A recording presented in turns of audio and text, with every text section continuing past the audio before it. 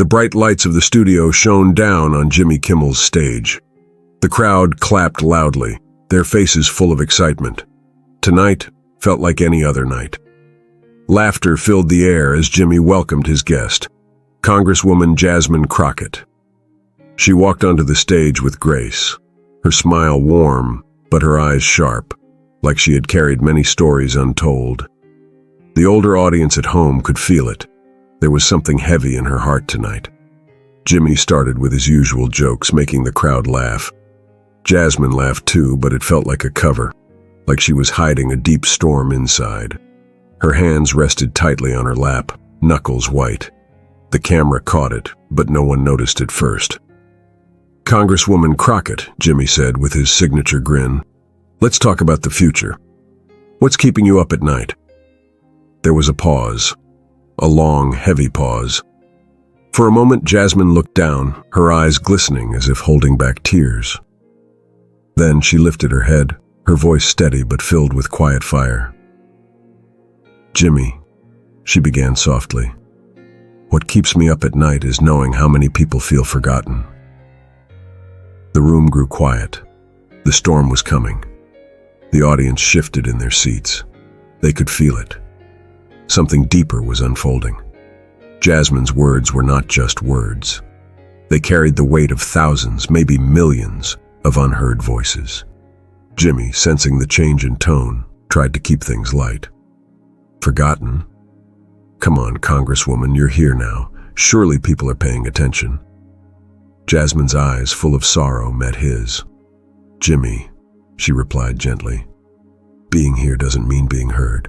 It's easy to sit under bright lights and smile, but there are people watching this show tonight, right now, who can't afford heat in the winter." The studio audience grew silent. No laughter, no clapping, just stillness. "My mother," Jasmine continued, her voice trembling, "used to watch this very show with my father. They believed in laughter at the end of long, hard days. But when my father got sick, and there was no help, no care, they still watched. They found hope in moments like this." Her eyes glistened now, no longer holding back the tears. Jimmy's smile faded. He shifted uncomfortably in his chair, realizing this wasn't just another interview. This was a plea, a cry from the heart, and the storm clouds gathered closer. The lights seemed to dim, though they hadn't changed. Jasmine's voice filled the space between them, heavy with pain. "Do you know what it feels like, Jimmy?" she said, her voice shaking. "To sit beside someone you love and watch them fade away because help never came." Jimmy swallowed hard. The audience was frozen, their eyes glossy, many wiping away quiet tears. "My father," she continued, voice cracking, "was a proud man. He never asked for much.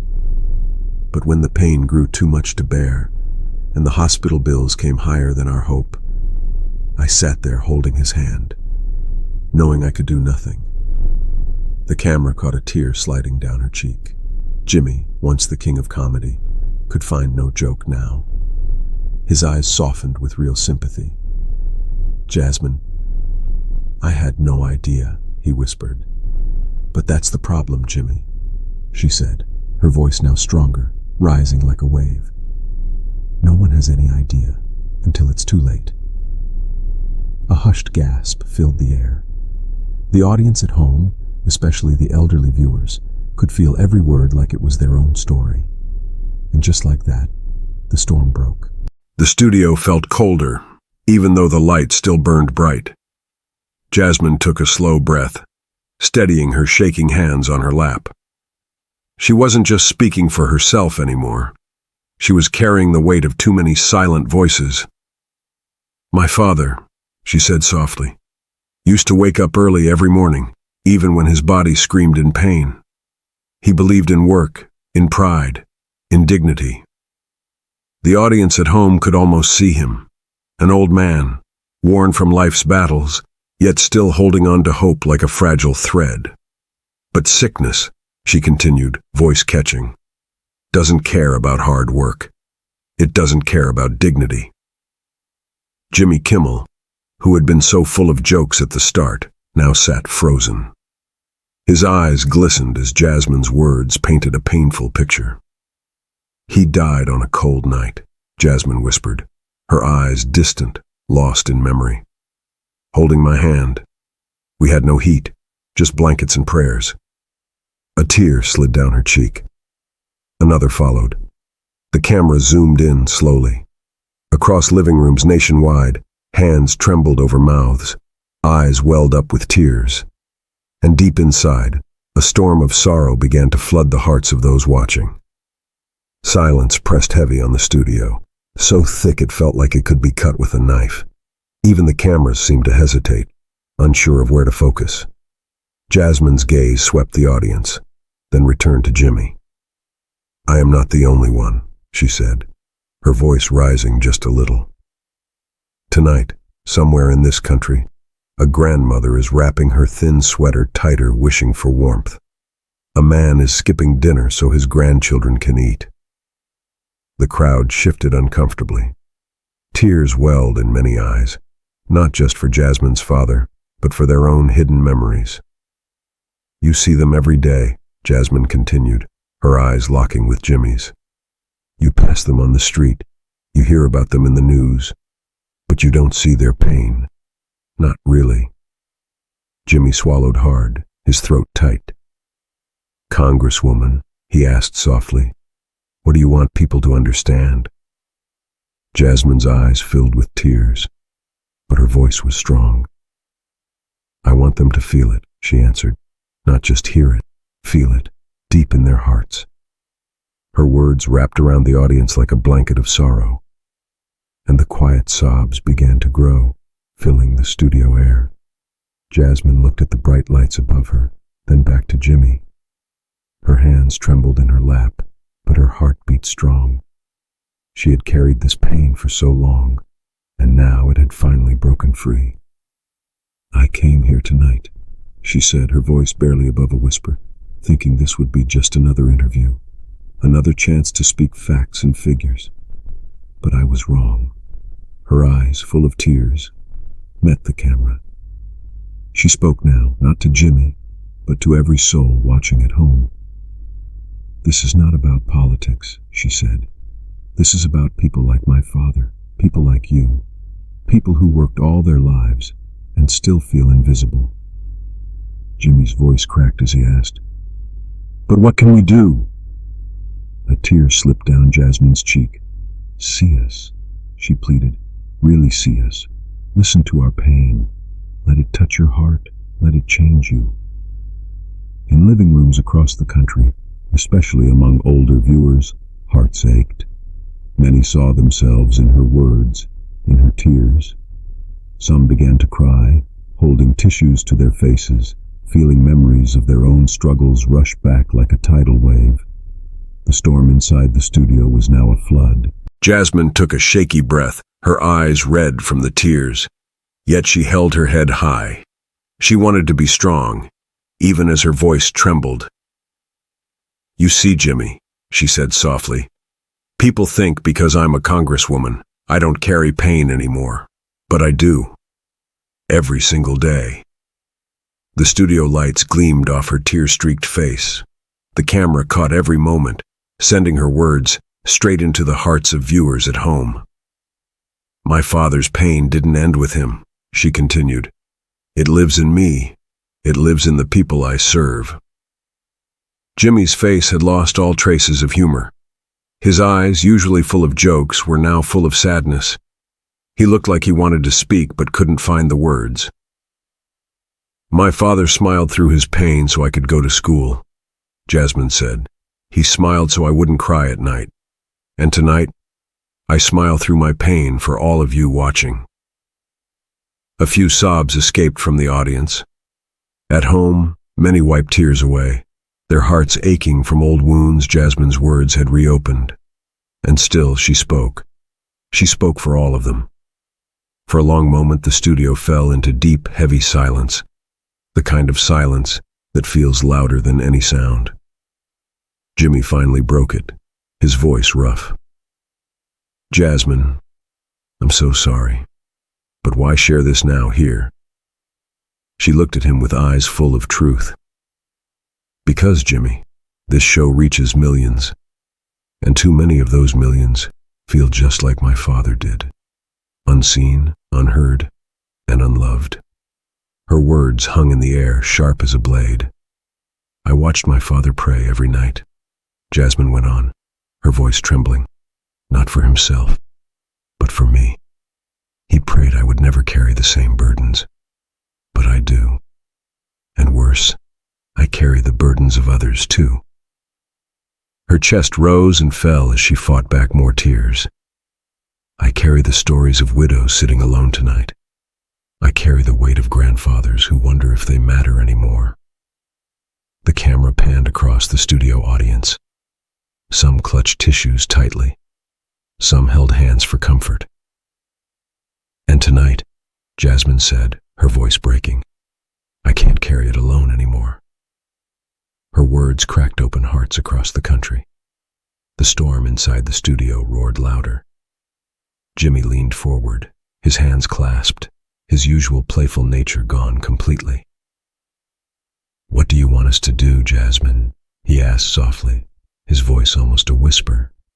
She looked into the camera, straight into the eyes of every viewer at home. I want you to remember, she answered, her voice shaking but clear. Remember the ones you've lost. Remember the pain you've hidden away. Her words reached into living rooms, pulling memories from deep places, of loved ones gone too soon, of nights spent in quiet tears. My father believed in this country, Jasmine continued, her eyes welling up again. Even when it failed him, he believed. But belief isn't enough anymore. Action is. Her voice grew stronger, filled with urgency. Call your neighbor. Hug your grandchild. Look around and see who needs you. A single tear rolled down her cheek. The audience, both in the studio and at home, could no longer hold back their emotions. Quiet sobs filled the air. Memories of lost family members and old struggles rose like waves crashing against the heart. Jimmy's eyes, glassy with unshed tears, searched for words. But Jasmine had already said it all, and the storm was far from over. The room felt like it was holding its breath. Jimmy's hands trembled slightly, but it was Jasmine's voice that carried all the weight in the studio. My father, she began again, her tone softer, almost like a whisper to the hearts of those watching. He worked hard every day of his life. He believed in promises made by people like me. She swallowed, her lips quivering. But those promises were broken, she continued. Not just for him, for millions like him. Promises of care, of respect, of dignity. A tear rolled down her cheek, and she didn't wipe it away. Across living rooms, thousands of older viewers felt that tear as if it were their own. Memories of struggles, broken systems, and silent nights filled with worry came flooding back. I became a congresswoman, Jasmine said, her voice firm but heavy with sorrow, because I wanted to fix what was broken. But the truth is, the cracks run deeper than I ever thought. Her eyes found the camera, as if she were speaking directly to each person at home. And tonight, I can't hide behind speeches anymore. The audience, both in the studio and at home, felt their hearts tighten painfully. Jasmine's chest rose and fell with slow, heavy breaths. The lights of the studio no longer felt bright. They felt like a spotlight on her soul, exposing her deepest wounds. My father never asked for much, she said softly, her voice cracking like thin glass. He only wanted to see his daughter make something of herself. The camera zoomed in closer, catching the pain deep in her eyes. I sit in big rooms now, she continued, her tone filled with quiet pain. Rooms with shiny tables and long speeches. But no one in those rooms saw my father. No one sees people like him. Jimmy's face was pale, his usual lively eyes dimmed with sadness. Jasmine, he asked gently, do you think it can change? Her answer came with a long pause, her eyes glistening. "Only if we stop turning away from the truth," she said. A ripple of emotion swept through the audience. Viewers at home felt a lump rise in their throats. Jasmine's voice had become their voice. Her tears felt like their own. "Tonight," she added, her voice soft but strong, "I speak not as a congresswoman, but as a daughter still grieving." The pain was no longer hers alone. It belonged to all. The silence in the studio was filled with quiet sobs. Jasmine, sitting upright, wiped her eyes, but the tears kept coming, like rain from a sky too full to hold it back. "My father used to say," she continued, her voice raw, "that even a single candle can light up the darkest room." Her gaze lifted to the ceiling lights, then back to the audience. "But his candle burned out too soon," she whispered. At home, the older viewers saw themselves in her pain. Spouses lost, friends buried, and years of hard work that felt forgotten. Some cried openly, others quietly held their hearts.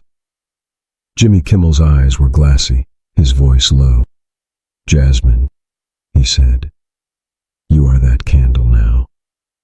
A flicker of emotion crossed her face. "Then let me burn bright," she replied, "for every soul sitting alone tonight, wondering if anyone still cares." The audience, both in the studio and at home, felt as though their hearts were too full to hold. Tears fell freely now, soaking cheeks and filling rooms with raw emotion. In that moment, no one saw Jasmine Crockett as just a politician. They saw her as family. The weight in the room grew heavier, like storm clouds ready to burst. Jasmine sat still, but inside, her heart pounded like 1,000 drums. "There is something else," she said, her voice soft but steady. "Something I never told anyone before." The audience leaned in. Even Jimmy sat forward, his eyes wide with concern. "My father," Jasmine whispered. "He died, believing that he had failed me." A painful gasp escaped from a woman in the studio crowd. At home, viewers pressed hands to their hearts, tears already welling in their eyes. "I held his hand," Jasmine went on, "and I told him he was my hero. But he just kept saying, 'I'm sorry, baby girl. I'm sorry I couldn't give you more.'" Her voice cracked, and her lips trembled. She took a shaky breath, tears flowing freely now. "He thought being poor meant he was less of a father," she said, wiping her cheeks. "But to me, he was everything." Jimmy's voice broke when he asked, "Did he believe you?" Her answer, heavy as a mountain, came softly. "No, he died with tears in his eyes, never knowing." The floodgates of sorrow opened wide. The studio lights, once warm and cheerful, now felt cold and harsh against Jasmine's tear-stained face. She kept her eyes on the floor for a moment, gathering the strength to speak again. "I've spent every day since he passed," she began, her voice barely above a whisper, "trying to prove to myself that he was wrong, that he didn't fail me." Her shoulders trembled under the weight of her words. "But every time I see another family struggling," Jasmine continued, "I feel the same pain he felt. I feel his sadness living inside of me." A tear slid down Jimmy's cheek. He didn't try to hide it. Jasmine's gaze slowly lifted to the audience, to the people watching from their homes. "And I know many of you," she said, her voice catching, "feel that same scar on your hearts." Silence filled the studio again. Some people in the crowd sobbed quietly. Others reached for tissues with shaking hands. "I see you," Jasmine said, her eyes shining with tears. "I see your pain. I carry it with me." Her words were like a soft hand on the shoulder of every viewer, letting them know they were not alone. The storm raged on. Jimmy's voice was hoarse when he finally spoke. "Jasmine, you're carrying so much. How do you bear it?" She closed her eyes for a moment, as if the question itself weighed heavy on her chest. "I don't know if I do," she answered honestly. "Some days, I feel like I can't breathe under it all. Some nights, I wake up crying, feeling my father's hand slipping away from mine again." Her honesty hit like thunder in the room. Tears streamed freely from the audience now, and at home, many wiped their eyes, overcome by memories of loved ones lost too soon. "But I carry it," Jasmine said firmly, opening her eyes, "because if I don't, who will? If I don't speak for them, who will?" She turned to the camera, her eyes locking with those watching. "You at home watching this," she continued, her voice rising like a wave. "You have felt this pain too, and I want you to know your love mattered, your efforts mattered, you mattered." A quiet sob rippled through the studio, as if every heart had broken at once. And in that moment, Jasmine became more than a congresswoman. She became every tear they had ever cried. Jasmine's hands trembled as she gripped the arms of her chair. Her chest rose and fell with heavy breaths, her heart pounding like a drum. The weight of her father's memory, the faces of the forgotten, and the pain of the people she carried felt almost too much to bear. "I didn't come here tonight to cry," she said, her voice cracking. "But sometimes the heart can't hold it in anymore."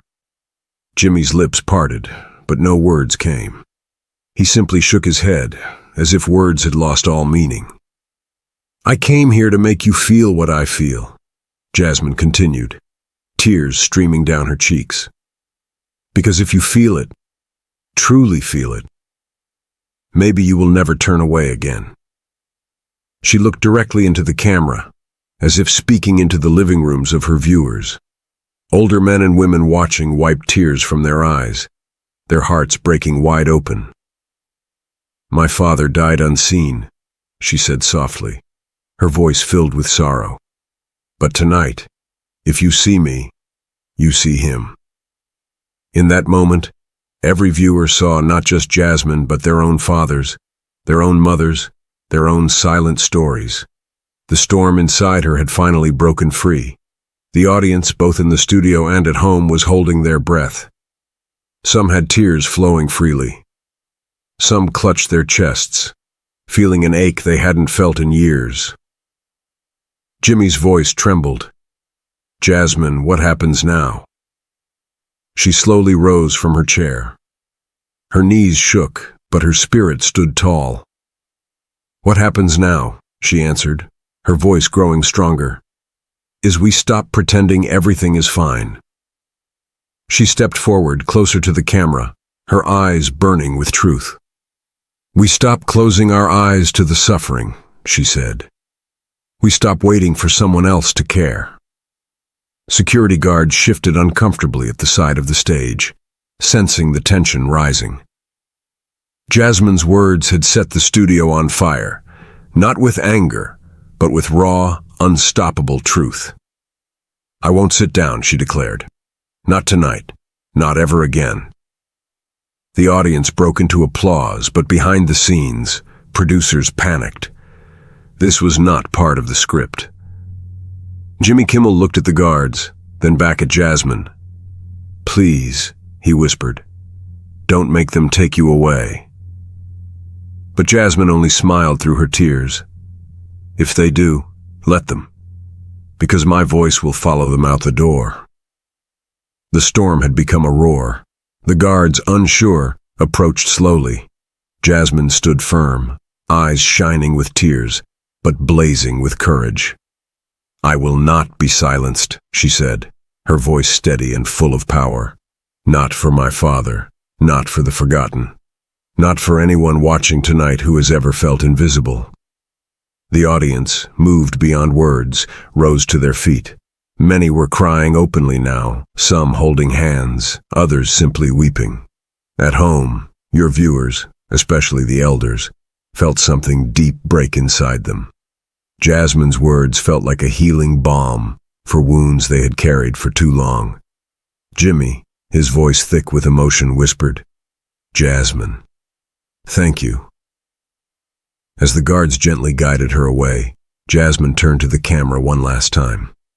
She raised her hand, not in surrender, but in a silent promise. "Remember this moment," she said. "Carry it in your hearts, and let it change you." The screen faded to black, but the echo of her words lingered like a heartbeat in the silence. My dear friends watching at home, if Jasmine's story touched your heart, even a little, please do not let her words fade away. Let's keep her voice alive. Click like to show your love. Subscribe to this channel so we can share more stories that must be heard. And most of all, leave a comment. Share your story. Speak for those who can no longer speak for themselves. Together, we carry the torch Jasmine lit tonight. Together, we remember.